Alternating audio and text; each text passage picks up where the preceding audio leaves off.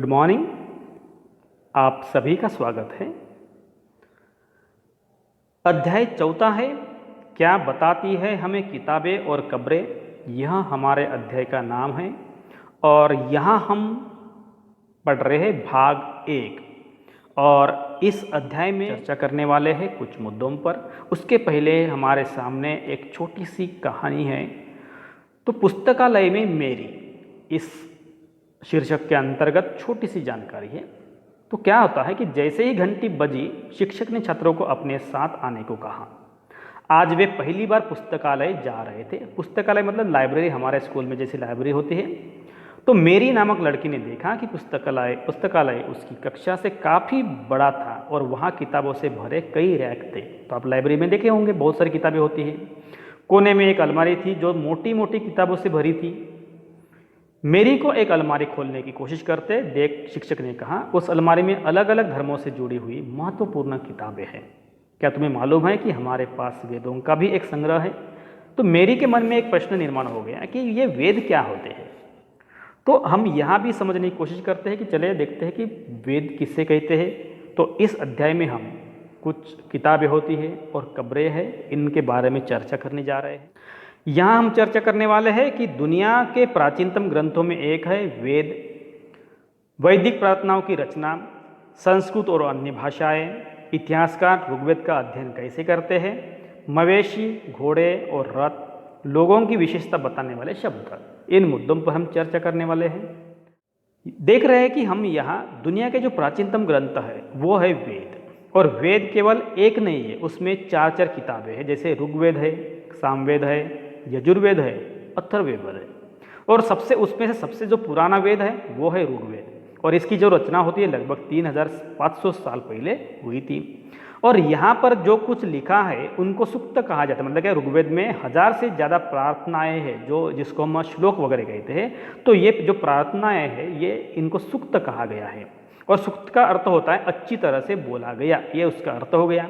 और सूक्तों की जो रचना होती है वो रचना विभिन्न देवी देवताओं की प्रशंसा या स्तुति करने के लिए रचे गए थे। इनमें जिन देवताओं की प्रशंसा या स्तुति की गई है उसमें 3 महत्वपूर्ण देवताओं का नाम आता है, जैसे कि अग्नि, इंद्र और सोम। और इंद्र है वो उसको युद्ध की देवता के रूप में जाना जाता है। और सोम है, यह एक पौधा है जिससे एक खास पेय बनाया जाता था। तो ये हो गए कुछ देवताओं के परिचय और सोम रस। ठीक है। वैदिक प्रार्थनाओं की जो रचना होती है वो किसने की है। तो ये जो रचना है वो ऋषियों ने की है उस जमाने के। और आचार्य विद्यार्थियों को इन्हें अक्षर, जो आचार्य मतलब जो गुरु होते थे, ये विद्यार्थियों को अक्षर, शब्द, वाक्य में बांटकर सस्वर पाठ द्वारा कंठस्थ उनको लर्न करवाते थे। और अधिकांश सूक्तों की जो रचयिता जो है वो है सीखने और सिखाने वाले पुरुष थे। लेकिन कुछ प्रार्थनाओं की जो रचना होती है वो महिलाओं ने भी की थी। इसका मतलब उस जमाने में महिलाओं को भी शिक्षा में स्थान था। और ऋग्वेद की जो भाषा है, किस भाषा है, उसको प्राक संस्कृत बोलते हैं या वैदिक संस्कृत भी हम कहते हैं। और जो वर्तमान जो संस्कृत भाषा है उससे थोड़ी भिन्न नज़र आती है। ऋग्वेद का जो उच्चारण किया जाता था या श्रवण किया जाता था, रचना के कई सदियों के बाद इसे पहली बार लिखा गया। और बाद में छपने का जो काम तो होता वो बहुत मुश्किल से 200 साल पहले शुरू हुआ था। तो बाद में क्या हो गया कि पहले वो कंठस्थ करते थे, लेकिन बाद में जैसे ही लिखने की तकनीक शुरू हो गई थी वो तकनीक का इस्तेमाल करते हुए वो छपने का भी काम शुरू हो गया। संस्कृत और अन्य भाषाओं की हम बात करते हैं। तो पहली बात करें हम भारोपीय भाषा। ये भारोपीय भाषा क्या है। भारत की कई भाषाएं हैं, एशियाई भाषा है, यूरोप की भाषा है, एक भाषा परिवार। तो देखिए भारोपीय भाषा का मतलब होता है भारत और यूरोपीय भाषा का जो समूह है उसको हम बोलते हैं भारोपीय भाषा। ठीक है। तो ये संस्कृत भाषा भी एक भारोपीय भाषा का हिस्सा है। और साथ साथ में असमिया, गुजराती, हिंदी, कश्मीरी, सिंधी, ये भी भाषा इसी का हिस्सा है। एशिया भाषा है जैसे फारसी, और यूरोप की भाषा है अंग्रेजी, फ्रांसीसी, जर्मन, यूनानी, इतालवी, स्पेनिश, इसी परिवार से जुड़ती है। तो ये भारोपीय परिवार से। और एक भाषा परिवार की हम बात करते हैं तो इसमें आरंभ में देखिए, जब हम एक भाषा इसको क्यों कहते हैं, एक भाषा परिवार क्यों कहेंगे, क्योंकि इनमें ऐसे कुछ शब्द है जो विभिन्न भाषाओं से मिलते जुलते नजर आते हैं, जिसका मीनिंग समान होता है। जैसे मातृ है, ये संस्कृत में माँ के लिए शब्द इस्तेमाल किया जाए, हिंदी माता के लिए इस्तेमाल किया जाता है, और माता के लिए अंग्रेजी में मदर इंग्रेज। तो क्या है, मातृ, माँ और मदर ये शब्द कैसे समान नजर आते हैं, और इसीलिए इसको हम बोलते हैं एक भाषा परिवार। संस्कृत भाषा और अन्य भाषाओं की जब बात करें तो उपमहाद्वीप में दूसरे भाषा परिवारों की भी भाषा बोली जाती है। जैसे कि हम देखिए भारत में जो पूर्वोत्तर प्रदेश होता है उसमें तिब्बत बर्मा परिवार की भाषा बोली जाती है, जो नागालैंड, आसाम, त्रिपुरा, अरुणाचल प्रदेश, ठीक है, इस प्रकार के जो राज्य होते हैं यहाँ तिब्बत बर्मा परिवार की भाषा बोली जाती है। द्रविड़ भाषा की जब हम बात करते हैं तो जहाँ दक्षिण भारत की बात करते हैं तो तमिल, तेलुगु, कन्नड़, मलयालम इस प्रकार की भाषा बोली जाती है। और ऑस्ट्रो एशियाटिक जो भाषा परिवार होते हैं वो झारखंड और मध्य भारत के कई हिस्सों में बोली जाने वाली भाषा है। तो इस प्रकार के संस्कृत के अलावा और भी भाषा जो परिवार होते हैं यहाँ बोले जाते हैं। इतिहास का ऋग्वेद का अध्ययन कैसे करते हैं, क्योंकि जब ऋग्वेद की हमने बात की थी तो ऋग्वेद मतलब जो सबसे पुराना वेद है और जिसमें बहुत सारे सूक्त है, 1000 से ज़्यादा सूक्त है।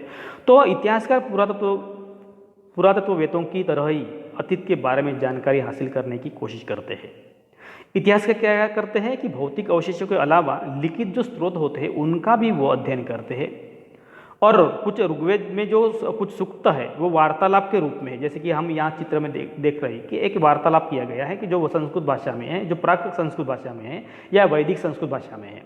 और ये जो वार्तालाप है, वार्तालाप मतलब कन्वर्सेशन है, जो विश्वामित्र नामक ऋषि और देवियों के रूप में पूजित दो नदियों के बीच में यह संवाद का एक उदाहरण दिया गया है जो आपकी किताब में है, वो आप पढ़ सकते हैं। और ये यही है वो चित्र जिसमें बताया गया है कि यहाँ संस्कृत भाषा में लिखा गया है। आगे देख रहे हैं हम मवेशी, घोड़े और रथ। तो वैदिक लोग जो थे, ऋग्वेदकालीन लोग थे वो मवेशी, बच्चों और घोड़ों की प्राप्ति के लिए अनेक प्रार्थनाएं करते थे। तो ये ऋग्वेद में बताया गया है। और घोड़ों को लड़ाई में रथ खींचने के लिए भी उसका इस्तेमाल किया जाता था। और इन लड़ाई में उस जमाने में क्या करते थे कि जो मवेशियों के लिए इनकी लड़ाई होती थी, जानवरों के लिए उनकी लड़ाई होती थी, और जो मवेशियाँ जीत कर लाए जाते थे। लड़ाई जमीन के लिए भी कभी कभी लड़ी जाती थी, जैसे मतलब सुपीक जमीन है, अच्छी ज़मीन है जहाँ अच्छी फसल होती है, ऐसी ज़मीन के लिए भी वो झगड़ा या संघर्ष होता था। और जहाँ चारागाह, जब उनके जानवर होते थे, जानवरों को चराने के लिए सुपीक ज़मीन चाहिए, चारागाह हो, सुपीक ज़मीन हो, इसके लिए भी उनकी लड़ाई होती थी। और कुछ लड़ाई तो पानी के स्रोतों के लिए भी होती थी, और लोगों को बंदी बनाने के लिए भी लड़ाई जाती थी, क्योंकि उनके पास ज़्यादा से ज़्यादा अगर लोग रहेंगे तो काम करने के लिए गुलाम बनाकर उनको काम करवा सकते थे। और इसीलिए पानी के स्रोत साथ साथ में गुलाम बनाने के लिए भी, बंदी बनाने के लिए भी उनके अलग अलग लोगों के साथ झगड़ा संघर्ष होता था। ठीक है, युद्ध में जो जीते गए धन होता था उसका कुछ भाग वो मतलब क्या वो बांटते थे। तो बांटना किस प्रकार होता था, देखिए, तो कुछ भाग सरदार रख लेते थे जो उनके जो मुखिया होते थे, और कुछ हिस्सा पुरोहितों को दिया जाता था। और जो शेष धन होता था वो आम लोगों में बांट दिया जाता था। कुछ धन होता था वो यज्ञ करने के लिए इस्तेमाल किया जाता था। और उस जमाने में यज्ञ में आग में आहुति दी जाती थी। फिर वो आहुति एक चीज़ के प्रमाण रूप में भी हो सकती थी या किसी जीव के रूप में भी हो सकती थी। तो ये आहुति या देवी देवताओं को दी जाती थी, जिसमें आहुति में घी, अनाज और जानवरों की भी आहुति कभी कभी दी जाती थी। तो ये हो गए कि उस वक्त यज्ञ करते थे, होम हवन करते थे, और होम हवन का प्रयोग इस प्रकार से वो करते थे।